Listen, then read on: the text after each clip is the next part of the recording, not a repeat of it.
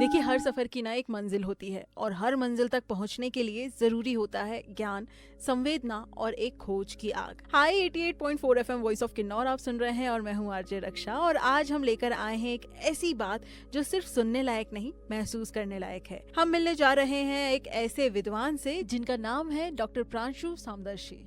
Nalanda university के professor, Buddhist study के खोजगार और एक ऐसे सोच के सारथी जो तांत्रिक आर्ट और इंडियन क्लासिकल म्यूजिक में रूह का रिश्ता ढूंढते हैं। उनका लिखा हर शब्द जैसे एक मंडला हो, सूत्रधार, सुंदर और संवेदनशील। तो चलिए शुरू करते हैं एक स्पिरिचुअल इंटेलेक्चुअल यात्रा जहां ज्ञान मिलेगा गीत से और सोच मिलेगी शांति से। सबसे पहले तो बहुत बहुत स्वागत है सर आपका वॉइस ऑफ किन्नौर पर। Thank you Raksha. सर, आपसे पहला सवाल ये है, आप हमें बताइए बौद्ध धर्म के क्षेत्र में भारत के योगदान से पूरी दुनिया को किस प्रकार का प्रेरणा और मार्गदर्शन मिला है? देखिए, बौद्ध धर्म तो पूरे एशिया को आज से 2000 साल पहले ही एकत्रित कर चुका था। और इसकी जन्म भगवान बुद्ध, वैसे उनका जन्म तो लुम्बिनी में हुआ था, लेकिन वो उनको बुद्धत्व की प्राप्ति बोध गया बिहार में हुई। तो हम ये कह सकते हैं कि जो एपी सेंटर था बुद्धिज्म का, वो ये भारत का क्षेत्र ही रहा है। और फिर उन्होंने बोध गया से सारनाथ जाते हैं और अवस्थी रहते हैं, और फिर धीरे धीरे भगवान बुद्ध के बाद उनके जो श्रावक संघ है वो क्षेत्रों में जाता है, और कालांतर में उसके सम्राट अशोक आ जाते हैं और वो अपने मिशनरीज तो पूरे एशिया में भेजते हैं, वो बर्मा में, श्रीलंका में, और पूरे एशिया को तीसरी शताब्दी ईसा पूर्व तक करीब करीब एशिया में पूरी तरह बौद्ध धर्म का विकास होना शुरू हो जाता है।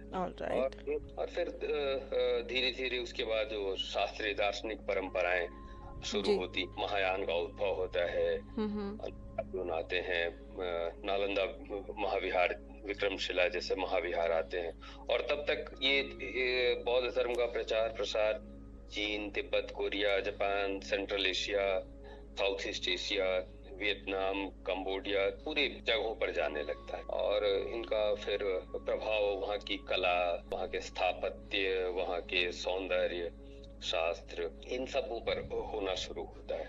तो हम देख सकते हैं कि करीब आज से 1500 साल पहले जी बौद्ध धर्म ने पूरे एशिया को एकत्रित करने का एक बड़ा काम किया था। और इसमें स्पष्टतः ये धर्म के जैसा हम धर्म को आज के तरह देखते हैं, एक रिलीजन के संदर्भ में, जी ये उस समय हो कि ये एक तरह का सांस्कृतिक विकास था, और जिसने भारत की संस्कृति को व्यापक बनाया। और भारत की संस्कृति वैसे भी अनेकता में एकता, ये जो मूलभूत हमारा सिद्धांत रहा है, तो ये जो मॉडल रहा, ये उस समय भी अनेक देशों में जाकर और उनके समाजों को जोड़ने के लिए बहुत ही प्रभावशाली स्वरूप में आया। और फिर उसके बाद ये तवादी दर्शन, नैतिक संदेश, और एक मतलब भारत की जो सभ्यता और संस्कृति थी, उसने एक मार्गदर्शक की भूमिका अदा की सारे क्षेत्रों में, एशियाई क्षेत्रों में, चाहे वो चीन हो। जी सर, तिब्बत में बुद्धिस्ट मोनेस्ट्रीज की स्थापना और विकास में भारतीय आध्यात्मिक आचार्यों की क्या भूमिका रही है? थोड़ा सा इसके बारे में भी बताइए। तिब्बत में बौद्ध धर्म थोड़ा बाद में जाता है, चीन में वो पहले पहुंच जाता है। जी 8वीं शताब्दी के आसपास वहाँ पे एक राजा होते हैं, त्रिसोंग देत्सेन। उनकी 2 रानियां होती हैं, एक नेपाल से आती है, एक चीन से आती हैं। वो दोनों अपने साथ बुद्ध की मूर्तियां ले आती हैं। ओके। और तब यहाँ पे तिब्बत में बौद्ध धर्म औपचारिक रूप से स्थापित होता है। उसके पहले कुछ ग्रंथ तो गए थे, जो तिब्बती मणिकावुम और 2-3 टेक्स्ट वहाँ पे ऑलरेडी पहले से मौजूद थे, लेकिन एक व्यवस्थित रूप में मठों की व्यवस्था, बौद्ध संघ की व्यवस्था, और एक औपचारिक रूप में ये 8वीं शताब्दी में ही ये होता है जी। और त्रिशोंग त्सेन यहाँ नालंदा के आचार्य, उस समय के बहुत बड़े एक आचार्य शांतरक्षित थे, उनको आमंत्रित करते हैं और ये फिर शांतरक्षित जाके वहाँ पे संघ की व्यवस्था करते हैं। संघ मतलब बौद्ध भिक्षुओं की परंपरा वहाँ शुरू होती है मूल शास्त्रवादी परंपरा में। और फिर चूंकि तिब्बत काफी वहाँ पे इनका प्रभाव था, जो वहाँ के पहले के कुछ रिलीजन्स थे, तो फिर गुरु पद्मसंभव को बुलाया जाता है और पद्मसंभव को वहाँ के जो स्थानीय विश्वास थे और उसको उन्होंने एक बहुत ही सामंजस्यता के साथ वहाँ पे स्थापित करना शुरू किया और स्थानीय जो लोक देवता थे उनको वश में करके उनको वहाँ का संरक्षक बनाना, और जो तंत्र का, क्योंकि पद्मसंभव तंत्र की परंपरा से आते हैं जी, उन्होंने ये वज्रयान और तंत्र के माध्यम से बौद्ध धर्म को वहाँ पे पूरी तरह एक व्यवस्थित किया, एक स्टैब्लिश किया। बौद्ध धर्म वहाँ पे 1 शताब्दी तक फला फूला। फिर बीच में थोड़ा सा एक आता है काल 9वीं 10वीं शताब्दी में, जहाँ पे एक लांगदर्मा नाम के एक राजा होते हैं बौद्ध तिब्बत में, और उनके इस काल में कई सारे मठों का विनाश होता है। और फिर गूगे की तरफ के एक राजा होते हैं जी। वो बुलाते हैं शांतरक्षित को। ये हम 10वीं 11वीं शताब्दी की घटना है ये। और फिर दीपंकर शांतरक्षित अब फिर से नालंदा के आचार्य को बुलाया जाता है जी। और वो उन्होंने वहाँ के एक रिवाइवल जिसको कहते हैं, एक नैतिक पुनरुद्धार करते हैं और धर्म को, बौद्ध धर्म को एक अनुशासित रूप में व्यवस्थित करते हैं। और फिर तिब्बत में एक नई परंपरा जिसे कदम्बा परंपरा कहा गया है, उसका विकास होता है। अभी जो तिब्बत के बौद्ध धर्म है उसमें 2 विभाग हो जाते हैं, निंगमा और ये कर्मा। तो कर्म निंगमा को प्राचीनक, निंगमा का शाब्दिक अर्थ प्राचीनक हो जाता है, और जो ये कर्मा वाला जो संप्रदाय उससे कग्यू और शाक्य और गेलुक, ये 3 परंपरा निकलती हैं। तो दोनों के रूट्स भारत में ही है। अच्छा। और इस तरह हम देख सकते हैं कि मतलब एक संस्थागत संरचना देना, फिर दार्शनिक साहित्यिक परंपरा को स्टैब्लिश करना, और साथ साथ जो कल्चर और संस्कृति है, इन तीनों में भारत की एक बड़ी भूमिका रही है। तो क्या आप संक्षेप में महायान बौद्ध धर्म के बारे में और उसकी विशेषताओं का महत्व हमें बता सकते हैं? देखिए, बौद्ध परंपरा में 2 यान आते हैं। एक को श्रावक यान कहते हैं, दूसरे को महायान। कहीं कहीं पे श्रावक यान को हीनयान भी कहा जाता है, पर 2 समानार्थी शब्द हैं। तो जो ये जब हम कहते हैं कि ये श्रावक यान, तो उसमें अपने मोक्ष की अवधारणा, आत्मनुमोक्षाय, ये वाला ज्यादा प्रचलित होता है। महायान मतलब बड़ा यान। बड़ा का मतलब होता है कि एक ऐसा यान, एक ऐसा व्हीकल जिसमें बहुत सारे लोग जा सकते। तो ये महायान वाली परंपरा है जो खासकर जब हिमालयन रीजन्स में जो परंपरा जाती है, तिब्बत या उसके ऊपर चाइना में या मंगोलिया में या नेपाल में या भारत के मतलब लद्दाख से लेके आप नीचे स्पीति, किन्नौर और सिक्किम और अरुणाचल, ये सारे प्रदेश महायान वाले प्रदेश हैं। ये महायान में कुछ प्रमुख बातें हैं कि उसमें बोधिसत्व की अवधारणा आती है। बोधिसत्व होते हैं कि कोई भी बोधिसत्व हो सकता है, जो भी अगर ये प्रण ले ले कि बुद्धो भवेयम जगतो हिताय, मैं जगत हित के लिए बुद्ध बनूंगा, तो वो बोधिसत्व कहलाता है। और में फिर कई सारे महासत्व होते हैं जो हायर बड़ी लेवल के बोधिसत्व होते हैं, जैसे अवलोकितेश्वर जिनको चेनरेजिंग बोलते हैं, तारा हैं, डोलमा और मंजूश्री हैं।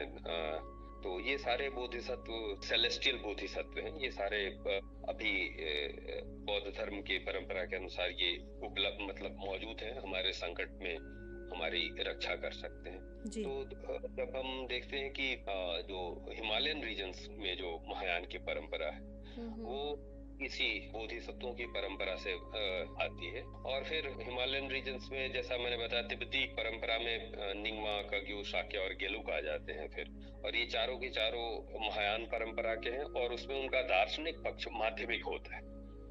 माध्यमिक संप्रदाय आर्य नागार्जुन उसके संस्थापक माने जाते हैं। 2000 साल पहले ही नालंदा के आचार्य के रूप में प्रतिष्ठित हैं। ये जो प्रासंगिक माध्यमिक परंपरा है, ये एक दर्शन की खास परंपरा है जो नागार्जुन की परंपरा को लेके चलती है 7वीं-8वीं शताब्दी में। ये आचार्य धर्मकीर्ति से विकसित होती है। और चारों संप्रदाय जो निंगमा, कग्यु, साक्य और गेलुक, ये सब उसी प्रासंगिक माध्यमिक संप्रदाय को ही लेके चलते हैं। अच्छा सर, किन्नौर और स्पीति की अगर बात करें हिमाचल प्रदेश के क्षेत्रों में आज कौन कौन सा बुद्धिस्ट ट्रेडिशन प्रचलित है? इसमें ज्योग्राफिकल रीजन के साथ थोड़ा सा वेरिएशन आता है जी। अगर हम जैसे अगर स्पीति की बात करें तो अगर आप काजा शहर में हैं तो वहाँ पे आपको साक्य संप्रदाय का मत है। थोड़ा आप पिन वैली की तरफ जाएंगे तो वहाँ निंगमा आ जाएगा। और फिर अगर थोड़ा काजा से ऊपर जाते हैं की कुंपा है, किब्बर, वहाँ पे गेलुक आ जाता है जी। और हम लाहौल से थोड़ा और ऊपर अगर पढ़ेंगे तो फिर हमें कग्यू संप्रदाय दिखेगा। किन्नौर में मुख्यतः गेलुक और निंगमा ये दोनों संप्रदाय हैं। निंगमा जैसा मैंने बताया कि ये प्राचीनक नाम है, तो ये पद्म संभव और शांत रक्षित की परंपरा को मान के चलते हैं। गेलुक है वो 14वीं शताब्दी में शुरू होता है लामा चोंगखापा के साथ जी। और दलाई लामा वाली परंपरा इसी से आगे गेलुक संप्रदाय से आगे बढ़ती है। तो रीजन के हिसाब से वेरिएशंस आते हैं। एक हर मोनास्ट्री के रेंज में कुछ गांव इन हिमालयन रीजन्स में ऐसा होता है कि कुछ गांव उस मोनास्ट्री के अंतर्गत आते हैं जी। अपर हायर हिल्स की बात करें तो मुख्यतः इन जगहों पे हमें निंगमा और गेलुक प्रधानता से दिखते हैं, साथ में शाक्य भी है।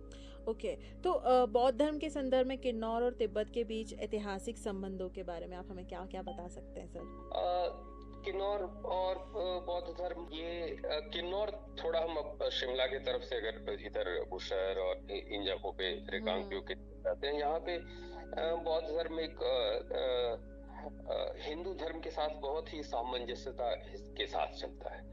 और ये हिंदू धर्म में वहाँ के जो लोक देवी देवताएं हैं उनकी एक बड़ी भूमिका है। तो वहाँ पे अगर आप हायर हिल्स की तरफ जाते हैं तो वहाँ बौद्ध धर्म अपने बहुत ही मतलब प्रिस्टीन स्वरूप अपने ही जिसको आप बहुत आराम से आइडेंटिफाई कर सकते हैं कि एकदम बुद्धिज्म है। हालांकि किन्नौर में उस तरह आपको नहीं कम देखने को मिलता है। वहाँ पे लोक धर्म का काफी प्रभाव है। तिब्बती भाषा में उसके लिए शब्द है, पहले मीछोस होता है, मतलब मीछो मतलब लोक धर्म, और लाछोस मतलब देव धर्म। तो ये दोनों का एक बहुत ही कॉम्बिनेशन यहाँ इन क्षेत्रों में देखने को मिलता है जी। लोक धर्म और देव धर्म मतलब बौद्ध धर्म, ये अपने आप में एक बहुत ही सामंजस्यता के साथ दिखते हैं। और इसमें जैसा कि किसी दूसरे धर्म के तरह एक बाहरी आदमी को ये विभिन्नताएं नहीं दिखेंगी। और क्योंकि ये एकदम एक दूसरे में पिरोए हुए हैं, जैसे थ्रेड धागा में मालाएं पिरोई होती हैं, धागा नहीं दिखता है, सिर्फ माला के बीट्स दिखते हैं। उसी तरह ये यहाँ पे लोक परंपराएं या हिंदू धर्म और बौद्ध धर्म एक दूसरे के साथ खुले मिले हैं और भिन्नता की स्थिति उस तरह नहीं दिखती। तो सर, प्राचीन काल में नालंदा जैसे विश्वविद्यालयों ने भारत और तिब्बत के बीच संबंधों को कैसे मजबूत किया, और वर्तमान समय में नालंदा यूनिवर्सिटी कैसे इंडो तिब्बतन रिलेशन को मजबूत कर रही है? प्राचीन काल में तो देखिए, तिब्बत की जो सांस्कृतिक और बौद्धिक विरासत है वो उसमें नालंदा को ही उसका जो ढांचा तैयार है वो नालंदा से ही आता है। दलाई लामा अक्सर अपने व्याख्यानों में ये बात कहते हैं कि I don't say I belong to a tradition of Mahayana और हीनयाना, नालंदा ट्रेडिशन। नालंदा परंपरा को वो बहुत ही दृढ़ता के साथ रखते हैं। और ये सिर्फ दलाई लामा ही नहीं, बाकी जो तिब्बत के विभिन्न संप्रदाय हैं वो सब नालंदा की शिक्षा परंपरा को ही अपना आधार बनाते हैं। भारत के नालंदा, प्राचीन नालंदा से करीब 5000 ग्रंथ, जिसमें 3000 से ज्यादा शास्त्र ग्रंथ हैं और करीब 1-1500 के आसपास सूत्र हैं। सूत्र मतलब बुद्ध वचन और शास्त्र मतलब आचार्यों की शिक्षा। और ये अनुवाद में संरक्षित हैं आज के समय, जिसको वो कग्यूर तंग्यूर बोलते हैं। और फिर जब पहली बार परंपरा गई तिब्बत में आतिश दीपंकर शांत रक्षित के पद्म संभव के साथ, तो वो भी नालंदा से गई। दूसरी बार आतिश दीपंकर के साथ गई तो वो भी शांत रक्षित के, वो भी नालंदा से गई। हमें याद आता है जब हमने दलाई लामा से हिज होलीनेस दलाई लामा से पहली बार मुलाकात हुई थी जब हम अपने कॉलेज डेज में थे, तो दलाई लामा ने कहा कि देखो, मतलब हम लोग पूरे दिल्ली विश्वविद्यालय का एक ग्रुप था, उन्होंने हमसे पूछा, our Buddha comes from India and your Shiva comes from Tibet, think about it. So हजारों साल से भारत के तीर्थ यात्री वहाँ जाते रहे, और कि कैलाश तो शिव किन्नौर कैलाश है, ओम पर्वत है, तो पूरा हिमालयन रीजन शिव का वास माना जाता है। तो इस तरह हम देखते हैं कि ये हमेशा जाते रहे।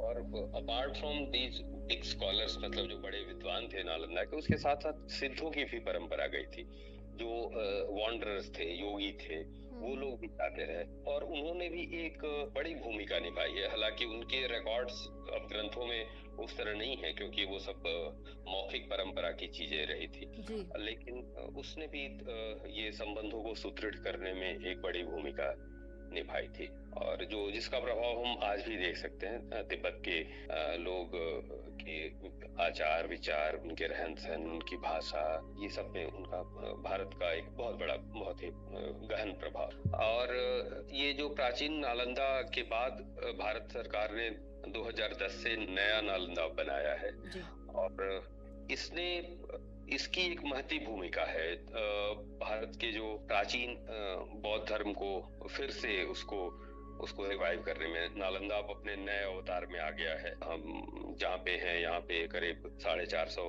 एकड़ का कैंपस है, और यहाँ पे लाइब्रेरी को हम दोबारा बना रहे हैं। लाइब्रेरी जो हम कंस्ट्रक्ट कर रहे हैं, इसमें हम अभी आज के समय ये सारे जो हिमालयन रीजन्स में बौद्ध धर्म ग्रंथ मौजूद हैं, मैन्युस्क्रिप्ट्स जो हैं, पांडुलिपियां हैं, उन सब साथ संपर्क कर रहे हैं, और हम उनको रेप्लिकेट करके, और या कुछ प्राचीन पांडुलिपियों का भी कॉमन आर्काइवल रिसोर्स सेंटर यहाँ डेवलप कर रहे हैं। यहाँ पे तिब्बती भाषा की शिक्षा हो रही है पिछले करीब 10 सालों से।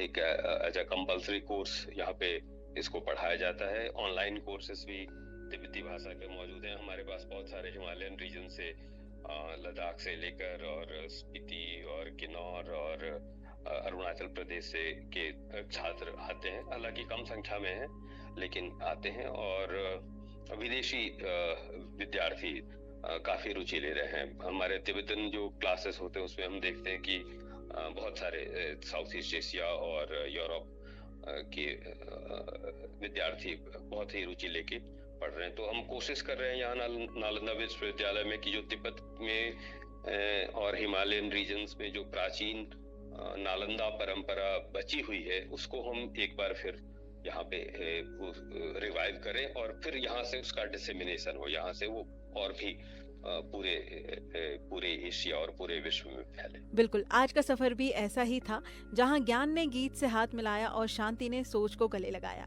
डॉक्टर प्रांशु सामदर्शी के विचारों ने भी हमें यह समझा दिया कि रोशनी मंदिर के दिए से नहीं, अंदर के संवेदन से जलती है। तो दोस्तों, इसी रोशनी के साथ मैं आपकी अपनी आरजे रक्षा कहना चाहती हूँ, सोच को महसूस करते रहिए और उसी फीलिंग के साथ जीते रहिए। ये था वॉइस ऑफ किन्नौर, जहाँ हर आवाज एक कहानी है और हर कहानी एक प्रेरणा। मिलते हैं अगले एपिसोड में, तब तक के लिए कहानी लिखते रहिए और दुनिया को अपनी आवाज सुनाते रहिए। Signing off with love, light and the spirit of the mountains. मैं हूँ RJ Raksha from voice of Kinnaur, your land your voice.